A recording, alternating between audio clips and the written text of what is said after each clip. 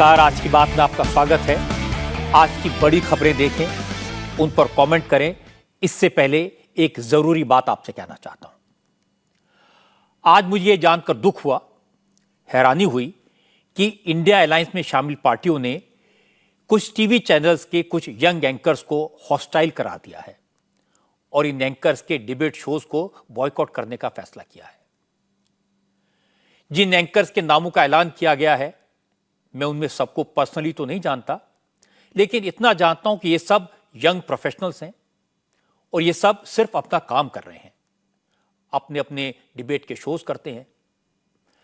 मुझे ये देखकर बुरा लगा कि कांग्रेस के एक प्रवक्ता ने कहा कि ये एंकर समाज में नफरत और हिंसा फैला रहे हैं। मीडिया के प्रति इस तरह की दुर्भावना की जितनी निंदा की जाए कम है।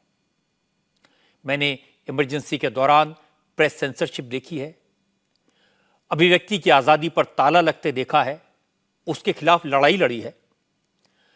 उसके बाद कांग्रेस के हर बड़े नेता ने मुझसे यही कहा था कि हमने सबक सीख लिया है, अब आगे से ऐसा कभी नहीं होगा।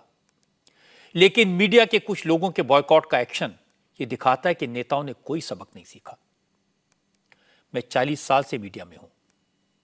राजनीतिक दलों द्वारा इस तरह का बॉयकॉट पहले कभी नहीं देखा। लोकतंत्र और संविधान की रक्षा करने का दावा करने वालों ने मीडिया की स्वतंत्रता पर आघात किया है। कुछ यंग एंकर्स के खिलाफ नफरत का इजहार किया है। यह लोकतंत्र के लिए कतई अच्छा नहीं है। ब्रॉडकास्टर की सबसे बड़ी एसोसिएशन एनबीडीए ने कुछ एंकर को सिंगल आउट करने के फैसले को खतरनाक बताया है। एनबीडीए ने इंडिया अलायंस के नेताओं से कहा है कि वो अपना फैसला वापस लें। मेरा मानना है कि डिबेट शो करने वाले एंकर्स का काम सवाल पूछना है और हर सवाल मन मुताबिक हो, ऐसा नहीं हो सकता। अगर नेताओं को अपनी बात कहने का हक है तो एंकर्स को भी सवाल पूछने का अधिकार होना चाहिए। आजादी का हक एक तरफा नहीं हो सकता, इसलिए सबको धैर्य रखने की जरूरत है। मैं इन सारे डिबेट शोज करने वाले एंकर से कहना चाहता हूं कि वो अकेले नहीं हैं। भरोसा रखें, उनको देखने वाले करोड़ों दर्शक उनके साथ हैं, एनबीडीए उनके साथ है। और इंडिया अलायंस के बड़े नेताओं से मैं कहना चाहता हूं कि वो इस फैसले पर पुनर्विचार करें, इसे वापस लें। ये लोकतंत्र का तकाजा है। आज की खबरों की तरफ बढ़ते हैं। आज प्रधानमंत्री नरेंद्र मोदी ने पहली बार सनातन पर हो रहे विरोधी दलों के हमलों का खुलकर जवाब दिया। मोदी ने कहा, विरोधी दलों ने एक गठबंधन बनाया है। इस अलायंस का एक ही लक्ष्य है, एक ही मकसद है, सनातन को खंड खंड करना, सनातन को खत्म करना, भारतवर्ष की हजारों सालों की सनातन परंपराओं को छिन्न भिन्न करना। मोदी ने कहा, यह वक्त की मांग है कि संगठन की ताकत से सनातन को बचाया जाए। नरेंद्र मोदी आज मध्य प्रदेश के बीना में थे। बीना में मोदी ने 50,000 करोड़ की योजनाओं का उद्घाटन किया, शिलान्यास किया और इसके बाद मोदी ने एक जनसभा को संबोधित करते हुए सनातन की बात की, सीधी सीधी और साफ साफ बात की। इस मुद्दे पर प्रधानमंत्री नरेंद्र मोदी 15 मिनट तक बोले। मोदी ने बात शुरू की विरोधी दलों के अलायंस से। कहा कि विरोधी दलों का जो गठबंधन बना है, उसके नेताओं ने मुंबई में मीटिंग करके यह तय किया और यह टारगेट रखा कि सनातन पर हमले करो, सनातन को बदनाम करो, सनातन को खंडित करो, सनातन को खत्म करो। कुछ ऐसे दल भी हैं जो देश को, समाज को विभाजित करने में जुटे हैं। इन्होंने मिलकर के एक इंडी अलायंस बनाया है। इस इंडी अलायंस को कुछ लोग गठबंधिया गठबंधन भी कहते हैं। इनका नेता तय नहीं है, नेतृत्व पर भ्रम है, लेकिन इन्होंने पिछले दिनों जो मुंबई में उनकी मीटिंग हुई थी, मुझे लगता है उस मीटिंग में उन्होंने आगे एक गठबंधन कैसे काम करेगा उसकी नीति और रणनीति बना दी है। उन्होंने अपना एक हिडन एजेंडा भी तय कर लिया है। एक गठबंडिया गठबंधन की नीति है भारत की संस्कृति पर हमला करने की। इंडी अलायंस का निर्णय है भारतीयों की आस्था पर हमला करो। इंडी अलायंस गठबंडिया गठबंधन की नीयत है भारत को जिस विचारों ने, जिस संस्कारों ने, जिस परंपराओं ने हजारों वर्ष से जोड़ा है उसे तबाह कर दो। जिस सनातन से प्रेरित होकर देवी अहल्याबाई होलकर ने देश के कोने कोने में सामाजिक कार्य किए, नारी उत्थान का अभियान चलाया, देश की आस्था की रक्षा की, ये गठबंडिया गठबंधन, ये इंडी अलायंस उस सनातन संस्कारों को, परंपरा को समाप्त करने का संकल्प लेकर के आए हैं। सनातन को जड़ से खत्म करने की शुरुआत डीएमके के नेता, तमिलनाडु सरकार में मंत्री, चीफ मिनिस्टर एमके स्टालिन के बेटे उदयनिधि स्टालिन के बयान से हुई थी। उदयनिधि ने कहा था कि सनातन के विरोध से काम नहीं चलेगा, सनातन को जड़ से खत्म करना होगा, सनातन का समूल नाश जरूरी है। इसके बाद मल्लिकार्जुन खड़गे के बेटे प्रियांक खड़गे ने उदयनिधि को सपोर्ट किया और फिर ए राजा ने उदयनिधि की बात को आगे बढ़ाया। ए राजा ने तो सनातन को कोढ़ और HIV/AIDS से कंपेयर कर दिया और इसके बाद तमिलनाडु के उच्च शिक्षा मंत्री के पोनमुडी ने सनातन पर हमला किया। लेकिन इंडिया अलायंस में शामिल किसी पार्टी ने कड़े शब्दों में न तो सनातन पर हमलों का विरोध किया, न डीएमके के नेताओं को मुंह बंद रखने को कहा। 2 हफ्ते से लगातार सनातन पर हमले हो रहे हैं। 2 हफ्ते से मोदी सब सुन रहे थे। आज उन्होंने सबको आईना दिखा दिया। मोदी ने कहा, जिस सनातन को अहिल्याबाई होलकर, स्वामी विवेकानंद और महात्मा गांधी जैसे महापुरुषों ने शक्ति का स्रोत माना, समाज में फैली बुराइयों को दूर करने का साधन बनाया, मोदी ने कहा, जो सनातन स्वतंत्रता संग्राम के सेनानियों के लिए आजादी की लड़ाई में संबल बना, इंडिया अलायंस के नेता उस सनातन का समूल नाश करना चाहते हैं। यह बर्दाश्त नहीं किया जाएगा। इसका प्रतिकार होगा, इसका जवाब दिया जाएगा। जिस सनातन को गांधी जी ने जीवन पर्यंत माना, जिन भगवान श्री राम ने उनको जीवन भर प्रेरणा दी, उनके आखिरी शब्द बने, हे राम। जिस सनातन ने उन्हें अस्पृश्यता के खिलाफ आंदोलन चलाने के लिए प्रेरित किया, ये इंडी गठबंधन के लोग, ये गठबंडिया गठबंधन के लोग उस सनातन परंपरा को समाप्त करना चाहते हैं। जिस सनातन से प्रेरित होकर स्वामी विवेकानंद ने समाज की विभिन्न बुराइयों के प्रति लोगों को जागरूक किया, इंडी गठबंधन के लोग उस सनातन को समाप्त करना चाहते हैं। जिस सनातन से प्रेरित होकर लोकमान्य तिलक ने मां भारती की स्वतंत्रता का बीड़ा उठाया, गणेश पूजा को स्वतंत्र आंदोलन से जोड़ा, सार्वजनिक गणेशोत्सव की परंपरा बनाई, आज उसी सनातन को ये इंडी गठबंधन तहस नहस करना चाहता है। ये सनातन की ताकत थी कि झांसी की रानी लक्ष्मीबाई अंग्रेजों को ये कहते हुए ललकार कर पाई कि मैं अपनी झांसी नहीं दूंगी। ये सनातन की ताकत थी कि स्वतंत्रता आंदोलन में फांसी पाने वाले वीर कहते थे कि अगला जन्म मुझे फिर ये भारत मां की गोद में देना। आज मोदी ने जो कहा वो फाइनल असॉल्ट था। इससे पहले सनातन पर डीएमके के नेताओं के हमलों पर बीजेपी के कई नेताओं ने जोरदार जवाब दिए थे और इसका असर दिखाई दिया।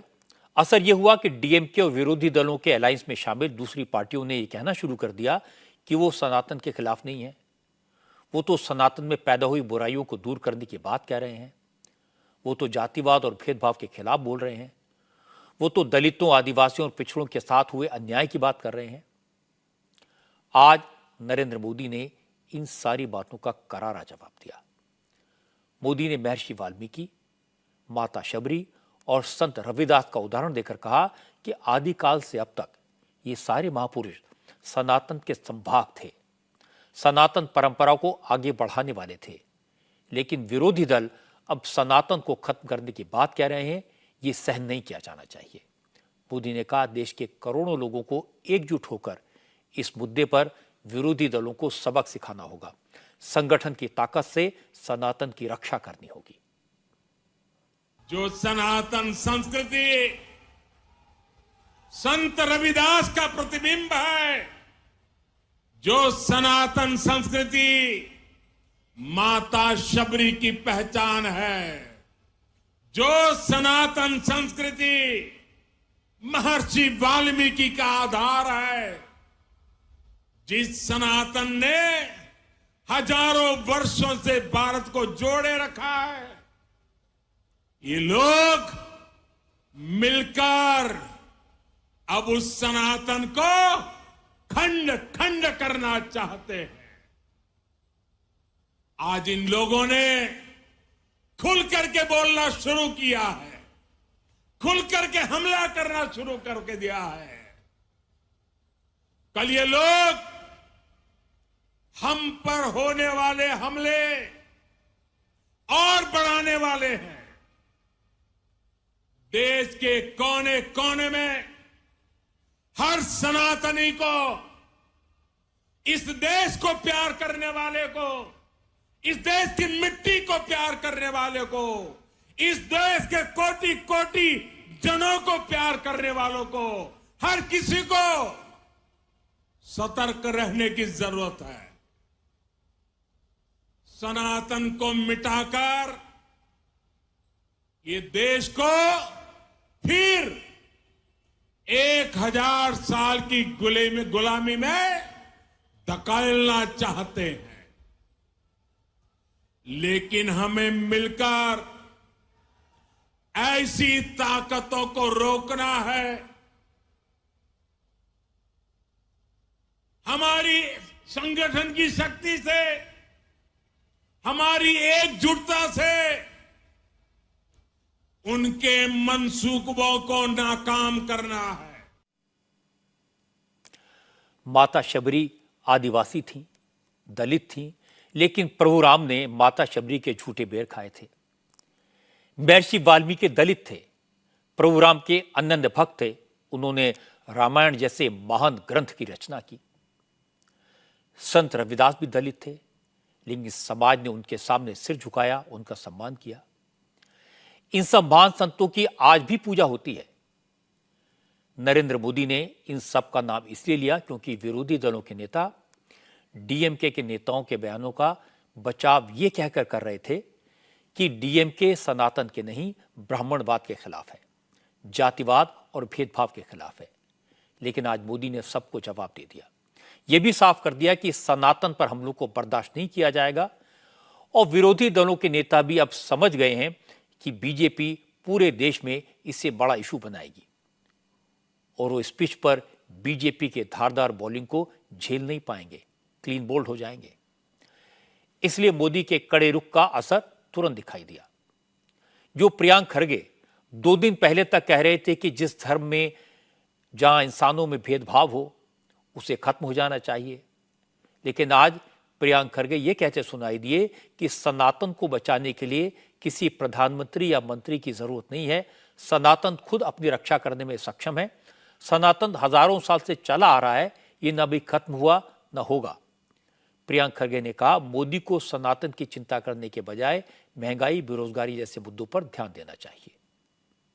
Prime Minister is free to say whatever he wants. प्रधानमंत्री कुछ भी बोलने के लिए आजाद हैं क्योंकि वो भारत के प्रधानमंत्री हैं, लेकिन उन्हें दूसरे मसलों पर ध्यान देना चाहिए। लोग उन पर आरोप लगा रहे हैं कि वो देश के आर्थिक विकास के आंकड़ों में फर्जीवाड़ा कर रहे हैं। चीन गांव बसा रहा है, सुरंगें बना रहा है। उनकी इन बातों पर ध्यान देना चाहिए। सनातन धर्म 3500 साल से बना हुआ है और अगले 3500 साल तक भी इसको कोई खतरा नहीं है।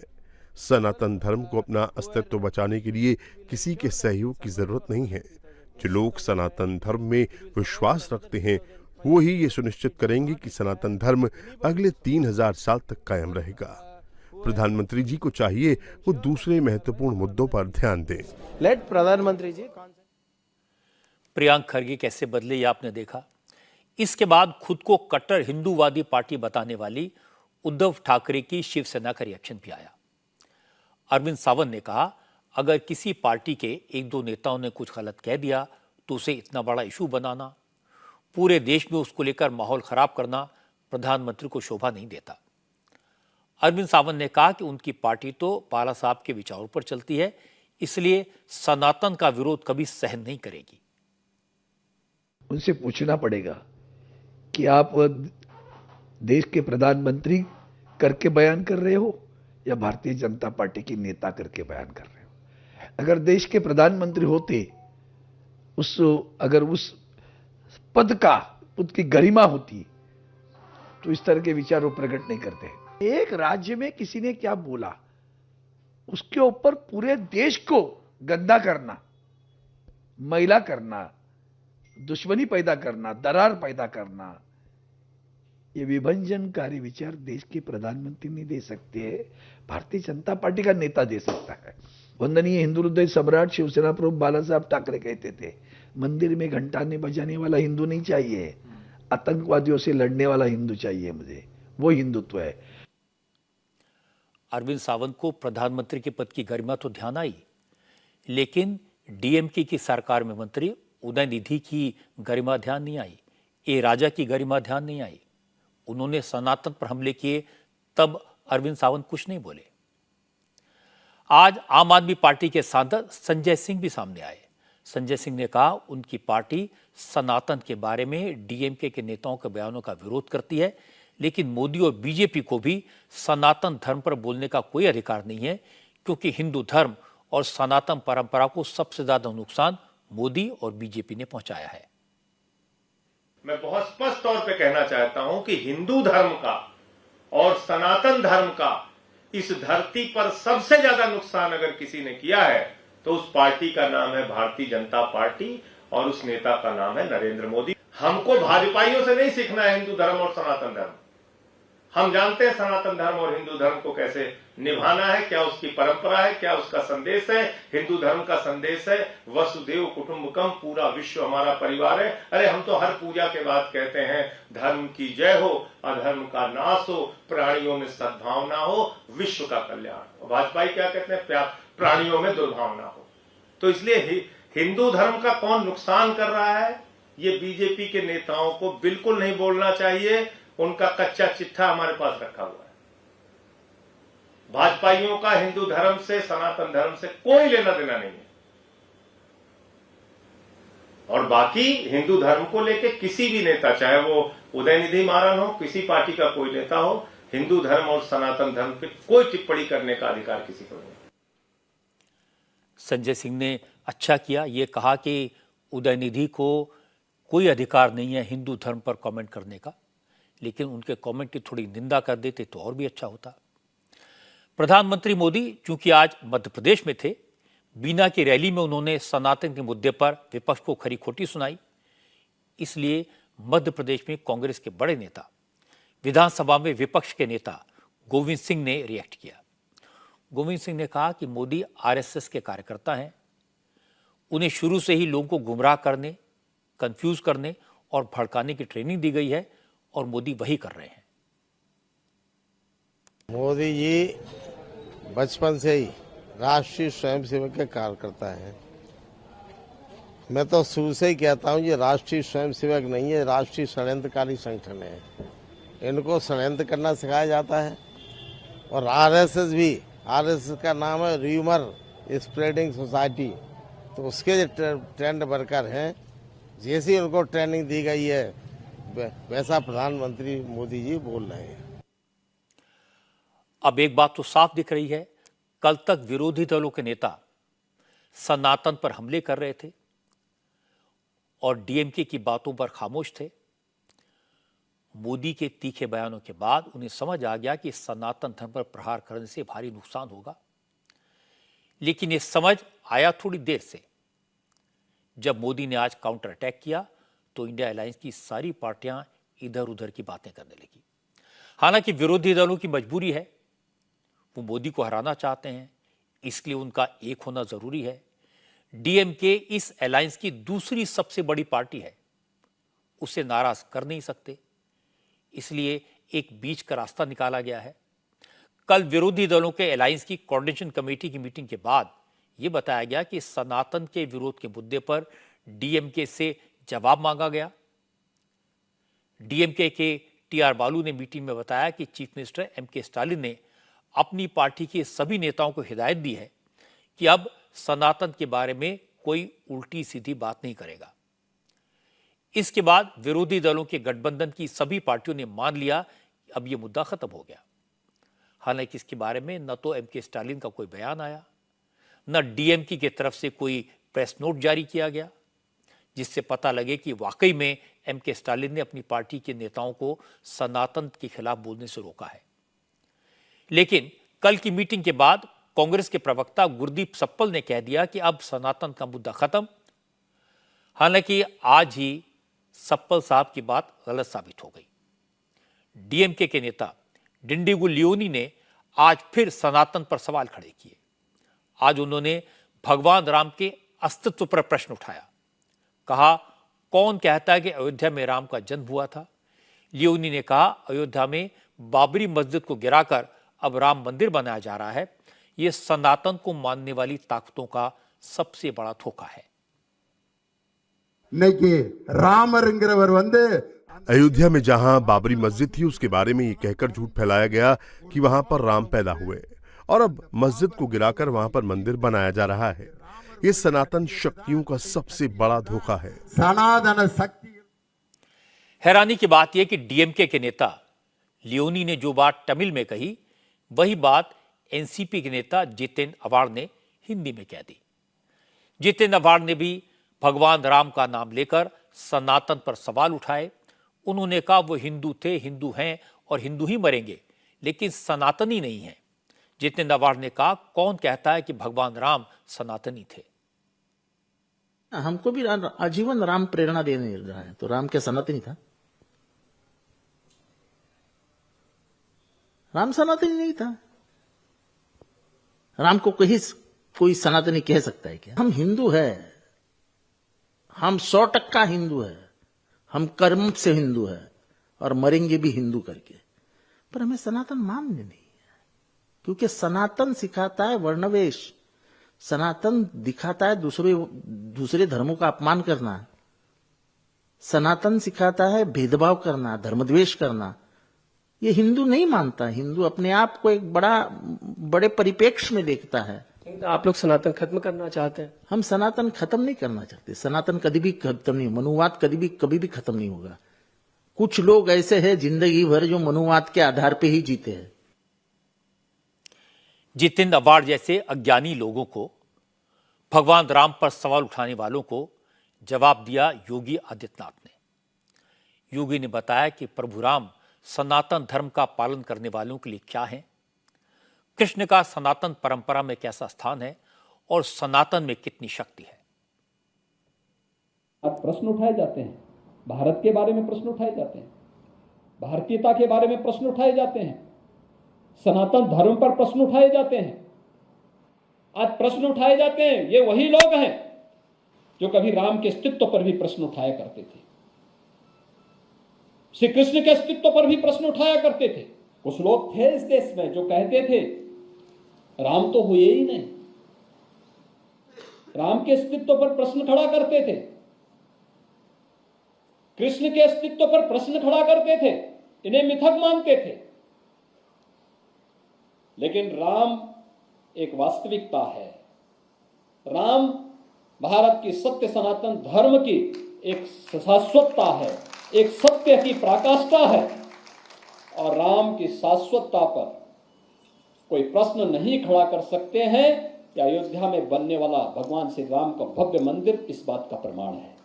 जिन्होंने भारत और भारतीयता को हर कालखंड में अपमानित करने के लिए किसी भी प्रकार से कोई कोर कसर नहीं छोड़ी थी, लेकिन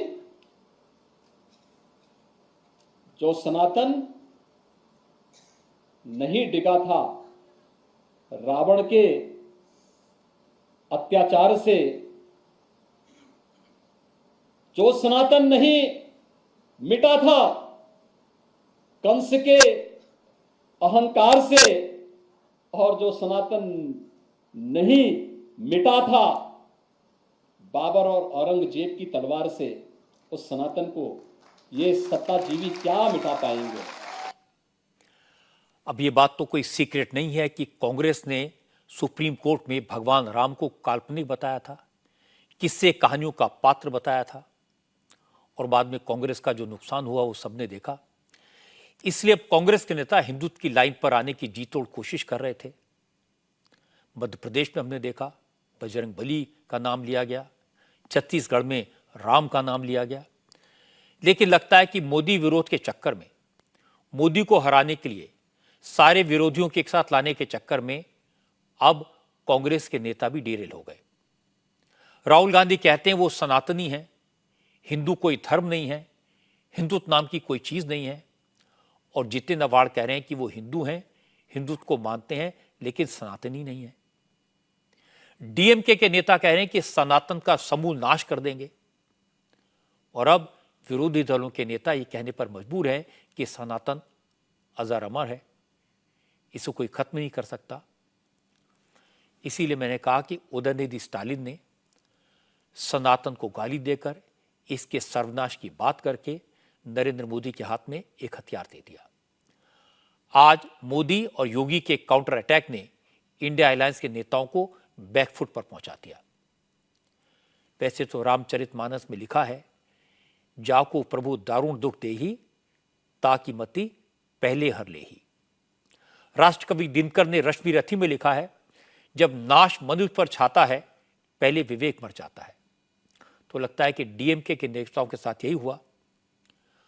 उनके साथ अलायंस पार्टनर्स पर भी मुसीबत पड़ गई, पर डीएमके का कहना है कि हम तो डूबेंगे सनम, पर तुम्हें लेके डूबेंगे। आज विपक्ष को एक और झटका लगा। छत्तीसगढ़ के मुख्यमंत्री भूपेश बघेल रोज रोज इल्जाम लगाते हैं कि प्रधानमंत्री नरेंद्र मोदी छत्तीसगढ़ के साथ भेदभाव करते हैं, छत्तीसगढ़ को उसका हक नहीं देते। लेकिन आज छत्तीसगढ़ के deputy chief minister TS Singhdeo ने प्रधानमंत्री मोदी की मौजूदगी में हजारों लोग के सामने मंच से कहा कि केंद्र सरकार ने छत्तीसगढ़ के साथ कभी भेदभाव नहीं किया। उन्हें कभी नहीं लगा कि मोदी सरकार छत्तीसगढ़ के साथ सौतेला व्यवहार कर रही है। असल में मोदी मध्य प्रदेश के बाद छत्तीसगढ़ पहुंचे थे। रायगढ़ में उन्होंने एक बड़ा रोड शो किया, फिर रायगढ़ में शंखनाद रैली को भी संबोधित किया। लेकिन उससे पहले मोदी छत्तीसगढ़ के एक सरकारी कार्यक्रम में शामिल हुए। प्रधानमंत्री ने 6,350 करोड़ के रेल प्रोजेक्ट्स का इनॉग्रेशन किया। इस कार्यक्रम में मुख्यमंत्री भूपेश बघेल नहीं आए, लेकिन उन्होंने अपनी जगह deputy chief minister TS Singhdeo को भेजा। इसी कार्यक्रम में टीएस सिंहदेव ने कहा कि केंद्र सरकार से छत्तीसगढ़ सरकार योजनाओं के लिए जो भी वतन मांगती रही, जितना पैसा मांगती रही, केंद्र सरकार ने हमेशा दिया। मोदी सरकार ने भेदभाव नहीं किया। आप भी सुनिए। छत्तीसगढ़ की धरती पर श्रद्धेय प्रधानमंत्री जी की अगवानी करने का अवसर मिला। छत्तीसगढ़ में सर आपका बहुत बहुत स्वागत है। आज आप देने आए हैं, बहुत सारी चीजें देते रहे हैं, दे रहे हैं और भविष्य में भी मिलती रहेंगी, ऐसा मेरा विश्वास है। संविधान की संघीय व्यवस्था में केंद्र के मार्गदर्शन में राज्य अपनी जिम्मेदारी निभाते हुए सदैव काम करता रहा है और मैं ये कहने से भी नहीं चूकना चाहूंगा कि मेरे अनुभव में मैंने भेदभाव महसूस नहीं किया। राज्य से हम लोगों ने अगर काम किया और मांगा तो बतौर हक, बतौर एक साथी केंद्र सरकार की ओर से कभी हाथ तंग नहीं रहे और मेरा विश्वास है कि आने वाले समय में इस देश को, इस प्रदेश को मिलकर अपनी संघीय ढांचे की व्यवस्था में निरंतर हम आगे बढ़ाते रहेंगे। इसके बाद मोदी ने भी कहा वो जानते हैं और मानते हैं कि छत्तीसगढ़ देश के विकास का इंजन है। जब छत्तीसगढ़ आगे बढ़ेगा तभी देश भी तरक्की करेगा। विकास में देश के हर राज्य को, हर इलाके को बराबर प्राथमिकता मिल रही है और जैसा उप मुख्यमंत्री जी ने कहा, हमें मिलकर के देश को आगे बढ़ाना है। छत्तीसगढ़ और रायगढ़ का ये इलाका भी इसका गवाह है। मेरे परिवारजनों, छत्तीसगढ़ हमारे लिए देश के विकास के पावर हाउस की तरह है और देश को भी आगे बढ़ने की ऊर्जा तभी मिलेगी जब उसके पावर हाउस अपनी पूरी ताकत से काम करेंगे। केंद्र सरकार के आज के प्रयासों से देश के पावर हाउस के रूप में छत्तीसगढ़ की ताकत भी कई गुना बढ़ते जा रही है। वैसे तो लोकतंत्र में केंद्र सरकार और राज्य सरकार के बीच इसी तरह का सौहार्द, इसी तरह का संभाव होना चाहिए जैसा आज छत्तीसगढ़ में मंच पर दिखाई दिया, लेकिन ऐसा होता नहीं है। ममता बनर्जी, नीतीश कुमार, हेमंत सोरेन, अशोक गहलोत, भगवंत मान, सुखविंदर सुक्खू, भूपेश बघेल, जिन जिन राज्यों में विरोधी दलों की सरकारें हैं, वहां के चीफ मिनिस्टर एक ही बात कहते हैं कि नरेंद्र मोदी की सरकार उनके साथ भेदभाव करती है। इसीलिए आज जब छत्तीसगढ़ के deputy chief minister Rahul Gandhi के करीबी टीएस सिंहदेव ने यह कहा कि वो उस बात के गवाह हैं कि मोदी सरकार ने छत्तीसगढ़ के साथ कभी भेदभाव नहीं किया, तो लोग ये सुनकर चौंके। चुनाव से पहले इस तरह के बयान के कई राजनीतिक मायने निकाले जाएंगे। टीएस सिंहदेव की इंटेग्रिटी पर सवाल उठाए जाएंगे। उनके बयान को भूपेश बघेल के साथ उनकी अदावत का नतीजा बताया जाएगा। लेकिन इससे बीजेपी को फर्क नहीं पड़ने वाला। जब भी भूपेश बघेल मोदी सरकार पर भेदभाव का इल्जाम लगाएंगे तो बीजेपी के नेता टीएस सिंहदेव के बयान का हवाला देंगे। राजस्थान में भी पूरी तरह चुनावी माहौल है और इस वक्त पेट्रोल डीजल की कीमतें अशोक गहलोत के लिए मुसीबत बन गई हैं। Rajasthan petrol pump dealers association ने चेतावनी दी है कि अगर गहलोत सरकार पेट्रोल डीजल पर वैट कम नहीं करती तो कल से राजस्थान के पेट्रोल पंप बंद कर दिए जाएंगे। पेट्रोल पंप डीलर हड़ताल पर चले जाएंगे। असल में राजस्थान में पेट्रोल डीजल पर सबसे ज्यादा टैक्स लगता है। गहलोत सरकार ने पेट्रोल पर 31% और डीजल पर 19% वैट लगाया हुआ है। इसके अलावा राजस्थान सरकार ₹1.5 प्रति लीटर रोड डेवलपमेंट सेस भी चार्ज करती है। इस वजह से राजस्थान में पेट्रोल डीजल पड़ोसी राज्यों गुजरात, पंजाब और हरियाणा के मुकाबले 8 से 12 रुपए तक महंगा है। पेट्रोल पंप मालिकों का कहना है कि पेट्रोल की ज्यादा कीमत के कारण लोग पड़ोसी राज्यों में जाकर तेल भरवाते हैं। इससे पेट्रोल पंप डीलर्स को नुकसान हो रहा है। घाटे की वजह से राजस्थान के बॉर्डर पर मौजूद तमाम पेट्रोल पंप बंद हो चुके हैं। राज्य सरकार को भी राजस्व का नुकसान हो रहा है। सरकार पर प्रेशर बनाने के लिए राजस्थान के 6,300 पेट्रोल पंप कल और आज भी सुबह 10 बजे से शाम 6 बजे तक बंद रहे। चूंकि पेट्रोल पंप डीलर्स ने कल से पेट्रोल पंप पूरी तरह बंद करने का ऐलान किया, इसलिए आज पेट्रोल पंप्स पर भारी भीड़ दिखाई दी। पेट्रोल पंप डीलर्स एसोसिएशन के संरक्षक सुमित बघेल ने कहा वो नहीं चाहते कि लोगों को परेशानी हो, लेकिन सरकार उनकी परेशानी को नहीं समझ रही, इसलिए उनके पास हड़ताल पर जाने के अलावा कोई रास्ता नहीं बचा। सरकार ने कोविड के समय टैक्स बढ़ाया था, ये कह के कि राजस्थान की फाइनेंशियल पोजीशन खराब है, परंतु अब कोविड को खत्म हुए 2 साल के ऊपर हो चुके हैं, 2.5 साल हो चुके हैं। पूरा का पूरा देश वापस प्रगति की दर पे आ चुका है, परंतु राजस्थान सरकार ने कोविड के बाद टैक्स नहीं घटाया और आज भी टैक्स पुराने रिजीम से ज़्यादा है। इसकी वजह से राजस्थान में दो नुकसान हो रहे हैं। एक तो जनता की जेब खाली हो रही है भारी टैक्स की वजह से, दूसरा राजस्थान सरकार का राजस्व घटता जा रहा है क्योंकि जो बिक्री है वो हमारे पड़ोसी राज्य कर रहे हैं। आज देखा जाए तो पंजाब, हरियाणा, यूपी, गुजरात ये मिलकर हमारे से 1.5 से 2 गुना बिक्री कर रहे हैं, जबकि सबसे बड़ा राज्य हमारा है। पेट्रोल डीजल की कीमतें जब बढ़ती हैं, ज़्यादा होती हैं, तो इसका असर हर चीज़ पर पड़ता है। ट्रांसपोर्टेशन कॉस्ट बढ़ती है तो हर चीज़ के दाम बढ़ जाते हैं। इसलिए आम जनता भी चाहती है कि राजस्थान सरकार पेट्रोल डीजल पर वैट कम करे। लेकिन चीफ मिनिस्टर अशोक गहलोत का कहना है कि केंद्र सरकार अगर टैक्स कम कर दे तो पेट्रोल डीजल की कीमतें कम हो जाएंगी। उनका कहना है कि राज्य सरकार के पास रेवेन्यू का और कोई जरिया नहीं है, इसलिए राज्य सरकार वैट कम नहीं कर सकती। लेकिन लोगों का कहना है कि राजस्थान की जनता ने वोट अशोक गहलोत को दिया है, इसलिए वो वैट कम करने की पहल करें और इसके बाद केंद्र सरकार पर टैक्स कम करने का प्रेशर बनाएं। और स्टेट से 10 रुपये महंगा अपना, जैसे अभी 108 रुपये हो रहा है, 108 रुपये 50 पैसे, तो अपने 8 रुपये भी कम हो गए तो 100 रुपये लीटर भी बहुत फ़ायदा मिलेगा। और मैं खुद ही मैं महीने का मतलब 10 लीटर लेता हूँ, 10 या 15 लीटर जलता है, तो मेरे को कम से कम 200 रुपये का 150 रुपये का फ़ायदा होगा। जब क्रूड ऑयल सस्ता है तो पेट्रोल महंगा क्यों है? और अभी ये वेट कम करने की ओर आ रही है, वेट भी यहाँ पे ज़्यादा है, वेट कम हो जाएगा तो राहत ही मिलेगी। हम तो ये चाहते हैं कि 10-15 रुपये तो कम होना ही चाहिए, रेट कम होनी चाहिए ताकि आमजन को ठीक लगे। पहले 100 रुपये में 1.5 लीटर आता था, अब आज देख लो कितना महंगा हो गया पेट्रोल। तो अब जैसे कि हमारी तो सैलरी तो बढ़ी नहीं, हम तो प्राइवेट काम करते हैं, हमारी सैलरी वही है, महंगाई दिन दिन बढ़ती जा रही है, तो आदमी क्या करेगा? केंद्र सरकार ने तो कम कर ही रखा ना, उधर उन्होंने तो दिल्ली में कम कर ही रखा ना। अब तो और राज्य से तो कम करना चाहिए।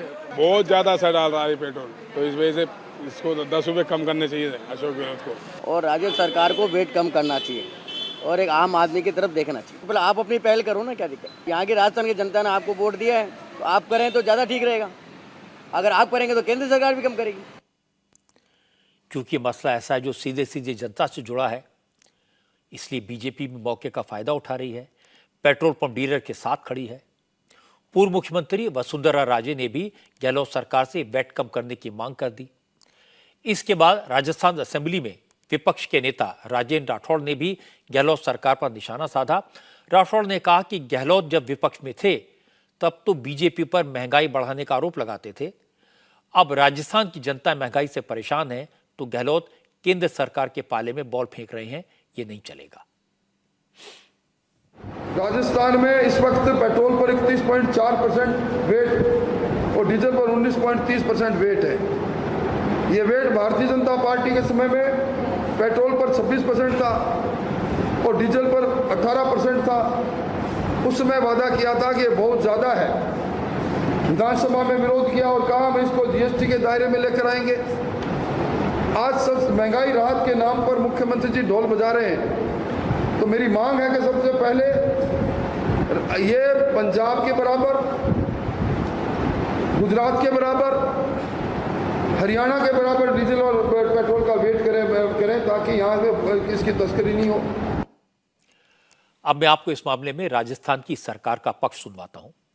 अशोक गहलोत ने साफ साफ कहा है कि पेट्रोल डीजल पर लगा वैट कम नहीं होगा। गहलोत ने कहा कि पेट्रोल डीजल की कीमतों को जानबूझकर राजनीतिक मुद्दा बनाया जा रहा है, जबकि हकीकत यह है कि राजस्थान में पेट्रोल डीजल मध्य प्रदेश से सस्ता है। बीजेपी मध्य प्रदेश की सरकार से पेट्रोल डीजल की कीमतें कम करने की मांग क्यों नहीं करती? गहलोत ने कहा अगर तेल के दाम कम करने की जिम्मेदारी किसी की है तो वो केंद्र सरकार की है।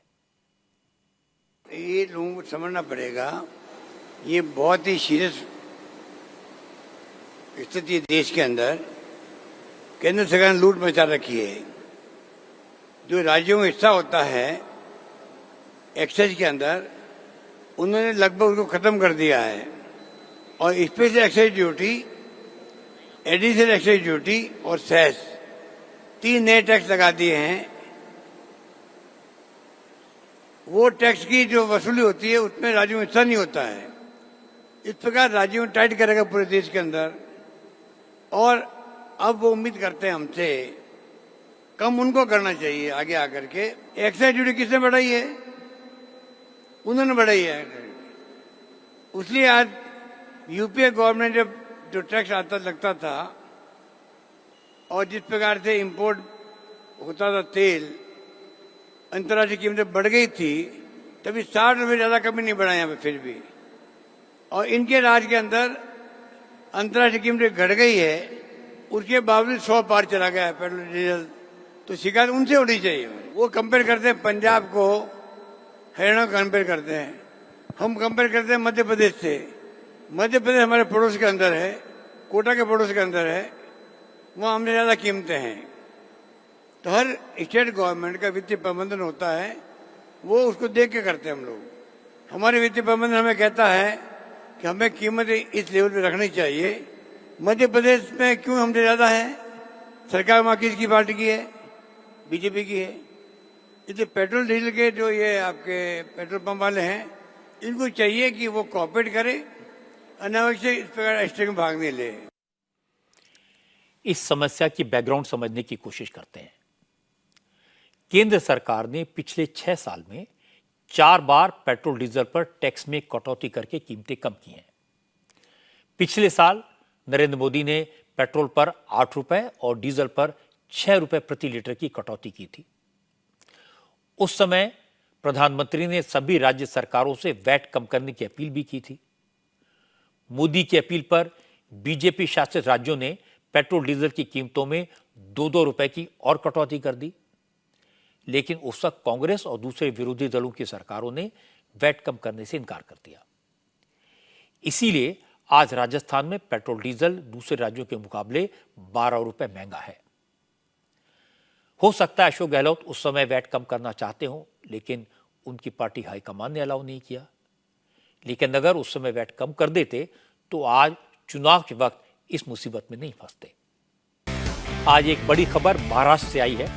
मराठा आरक्षण की मांग को लेकर 17 दिन से भूख हड़ताल पर बैठे मनोज जरांगे ने आज अपना अनशन तोड़ दिया। मनोज जरांगे पाटिल का अनशन तोड़वाने के लिए मुख्यमंत्री एकनाथ शिंदे अपने 3 मंत्रियों के साथ जालना पहुंचे। शिंदे ने मनोज जरांगे से काफी देर तक बात की, उनकी बातें सुनी, फिर सरकार की मजबूरियां बताई। शिंदे ने कहा कि रिजर्वेशन लागू कराना आसान नहीं है, इसमें वक्त लगेगा, लेकिन उनकी सरकार मराठा समाज को आरक्षण देने के लिए हर हद तक जाएगी, मराठों को उनका हक दिलाकर रहेगी।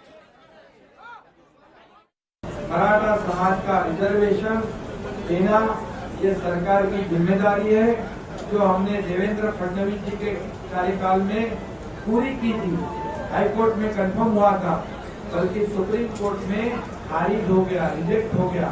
अब उसे हम फिर रिस्टोर करेंगे और मराठा समाज को आरक्षण देंगे। और मनोज जरांगे पाटिल जी की जो दूसरी मांग है, उसके लिए जस्टिस शिंदे कमेटी अपॉइंट गठित कर दी है। उसकी एक बैठक हुई है, दूसरी बैठक कल है। मैं मनोज जरांगे से कहा है कि आपका भी एक तज्ञ व्यक्ति उसमें डाल दीजिए, ताकि डे टू डे अपडेट अपने को मिलते रहे। मराठा समाज का रिजर्वेशन देना ये हमारी भूमिका स्पष्ट है, बिल्कुल उसमें किंतु परंतु नहीं है। अभी ये जितना भी एक समय, 1 महीना 10 दिन जो भी है, अभी ये जो देंगे वो उसमें हम काम करेंगे और मराठा समाज को रिजर्वेशन देके रहेंगे, ये हमारी जिम्मेदारी है। एकनाथ शिंदे ने मनोज जरांगे पाटिल से 1 महीने का वक्त मांगा था। मनोज जरांगे ने शिंदे के प्रस्ताव को मान लिया था, लेकिन आज मुख्यमंत्री की बात सुनने के बाद मनोज जरांगे ने कहा कि सरकार 1 महीना नहीं 1.5 महीना ले ले, लेकिन मराठों को आरक्षण देने का वादा पूरा करे। इसके बाद मनोज जरांगे ने चीफ मिनिस्टर एकनाथ शिंदे की जमकर तारीफ की। उन्होंने कहा कि मराठों के साथ कोई इंसाफ कर सकता है तो वो एकनाथ शिंदे कर सकते हैं। उन्होंने पूछा कि 1 महीने का समय देना है और अनशन छोड़ना है क्या। तब मैंने कहा था कि मुख्यमंत्री साहब को बुलाना है, क्या आप बुला सकते हैं? वो यहां आए, मेरा अनशन छुड़ाया। मैंने अनशन छोड़ा है, लेकिन मेरा जो आंदोलन है वो जारी रहेगा। हमने शिंदे साहब को जो वचन दिया है उससे हम हिलेंगे नहीं। 1 महीने हम शिंदे साहब को आंदोलन के बारे में बोलेंगे नहीं। हम मराठा समाज उन पर विश्वास रखेंगे। आंदोलन छूटेगा नहीं, लेकिन शिंदे साहब को जो शब्द दिया था हमने पूरा किया। हम शिंदे साहब का आदर करते हैं। हमें यकीन है कि हमको आरक्षण शिंदे साहब ही देंगे। मनोज जरांगे पाटिल ने पुरानी बातें भुलाकर सरकार का साथ देने की बात कही, लेकिन विरोधी दलों के नेताओं को यह बिल्कुल पसंद नहीं आया। एनसीपी ने मनोज जरांगे को 2 हफ्ते पहले आंदोलनकारियों पर हुए लाठीचार्ज की याद दिलाई। सुप्रिया सूले ने कहा, सरकार पहले लोगों पर लाठी चलाती है, फिर मरहम लगाकर सहानुभूति पाने की कोशिश करती है, ये ठीक नहीं है। सुप्रिया सूले ने कहा कि महाराष्ट्र में सांप्रदायिक हिंसा हो रही है, प्रदर्शनकारियों पर लाठियां बरसाई जाती हैं, बेरोजगारी है, लेकिन सरकार को इन सब की कोई फिक्र नहीं है। सरकार सिर्फ झूठ बोलकर, झूठे वादे करके लोगों को गुमराह कर रही है। Or what is happening in the entire state, be it the OBCs, be it the Dhangar community, the Maratha community, the Lingayat community, the Muslim community. There's tremendous unrest in Maharashtra. Plus, what happened in Satara was completely an intelligence failure. So it proves again and again and again that the Home Minister of Maharashtra has completely failed us, unfortunately, and he's too busy. Either he in between, when the Jalna incident happened, he was in Leh. Today, when there is so much unrest in Maharashtra, he's campaigning for the BJP. They're completely not serious. It's only about being in election mode. They are not. There is no governance in the state left, unfortunately, anymore. Supriya सूले के साथ ही उनकी party के एक और नेता Jitendra award ने कह दिया कि एकनाथ शिंदे ने मराठा आरक्षण का वादा तो कर दिया, लेकिन ये उनकी बस की बात है ही नहीं। जितेंद्र अवार्ड ने कहा, जब तक केंद्र सरकार नहीं चाहेगी तब तक मराठों को आरक्षण नहीं मिलेगा। तो अनशन तोड़ने से कुछ होने वाला नहीं है। क्या मुख्यमंत्री पंतप्रधान मोदी जी से कहेंगे कि तुम लोकसभा में कानून लेके आओ और 16% रिजर्वेशन आप मराठाओं को दो, ऐसा हक अधिकार से कहेंगे तो मतलब है, क्योंकि राज्य सरकार के हाथ में कुछ है ही नहीं। जो करना है वो पंतप्रधान जी को ही करना है। उद्धव ठाकरे की पार्टी की सांसद प्रियंका चतुर्वेदी ने जरांगे पाटिल का अनशन तोड़वाने को एकनाथ शिंदे का ढोंग बताया। प्रियंका ने कहा कि एकनाथ शिंदे मराठा आरक्षण पर कुछ नहीं करेंगे, क्योंकि उनका इरादा मराठाओं को आरक्षण देने का है ही नहीं।